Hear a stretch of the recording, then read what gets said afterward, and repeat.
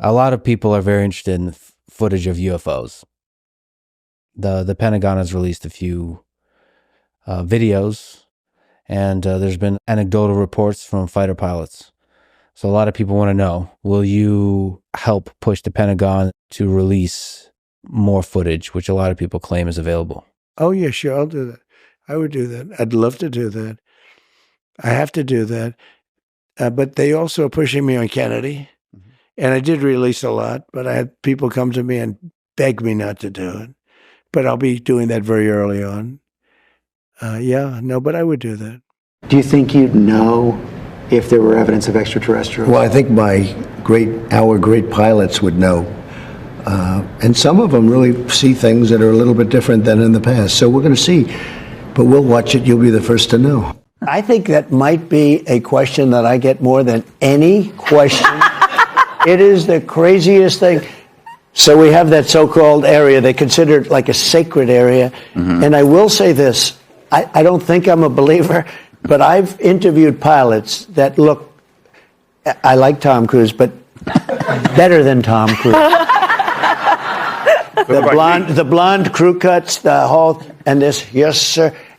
And they were in the Oval Office, 3 or 4 pilots. These are not people that make up stories. They said, all I know, sir, is there was a round object that was going 4 times faster than my F-22, which is a very fast plane.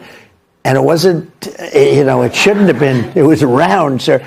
They have seen, 4 or 5 guys I've interviewed, solid people, great pilots for the U.S. Air Force, etc. They've seen things that they cannot explain.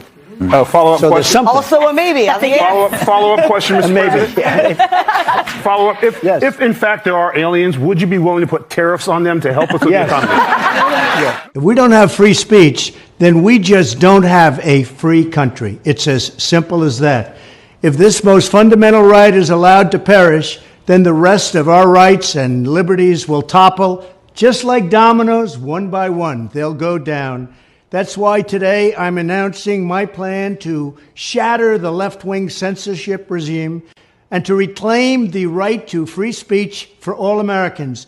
And reclaim is a very important word in this case because they've taken it away. In recent weeks, bombshell reports have confirmed that a sinister group of deep state bureaucrats, Silicon Valley tyrants, left-wing activists, and depraved corporate news media have been conspiring to manipulate and silence the American people. They have collaborated to suppress vital information on everything from elections to public health. The censorship cartel must be dismantled and destroyed, and it must happen immediately. And here's my plan. First, within hours of my inauguration, I will sign an executive order banning any federal department or agency from colluding with any organization, business, or person to censor, limit, categorize, or impede the lawful speech of American citizens. I will then ban federal money from being used to label domestic speech as mis- or disinformation. And I will begin the process of identifying and firing every federal bureaucrat who has engaged in domestic censorship, directly or indirectly, whether they are the Department of Homeland Security, the Department of Health, Human Services, the FBI, the DOJ, no matter who they are.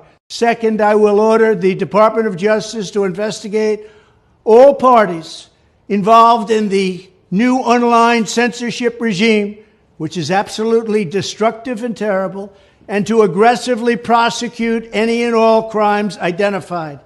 These include possible violations of federal civil rights law, campaign finance laws, federal election law, securities law, and antitrust laws, the Hatch Act, and a host of other potential criminal, civil, regulatory, and constitutional offenses. To assist in these efforts, I am urging House Republicans to immediately send preservation letters, and we have to do this right now, to the Biden administration, the Biden campaign, and every Silicon Valley tech giant, ordering them not to destroy evidence of censorship.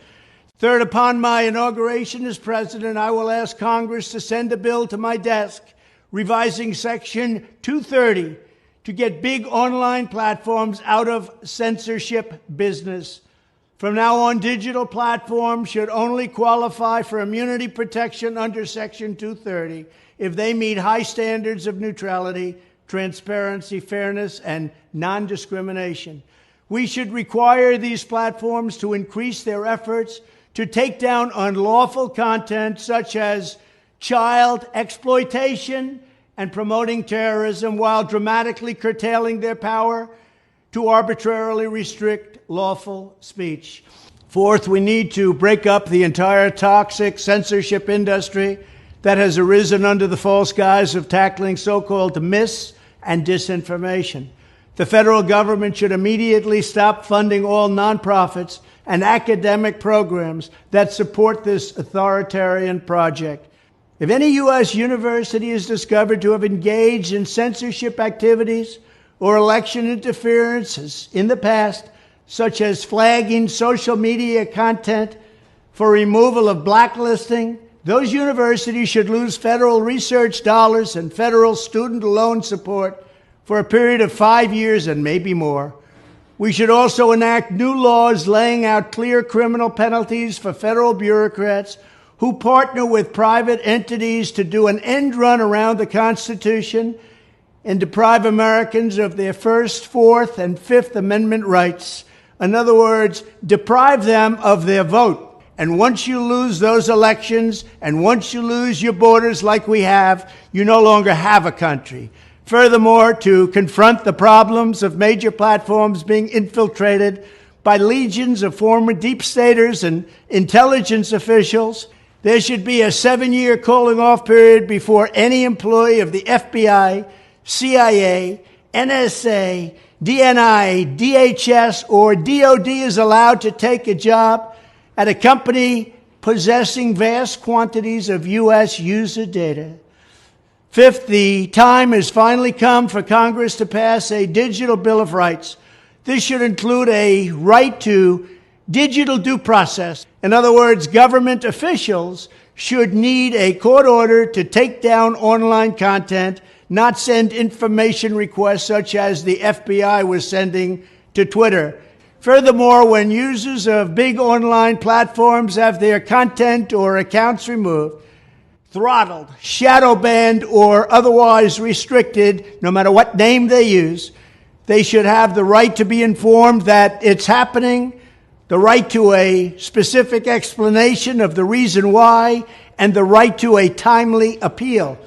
In addition, all users over the age of 18 should have the right to opt out of content moderation and curation entirely and receive an unmanipulated stream of information if they so choose.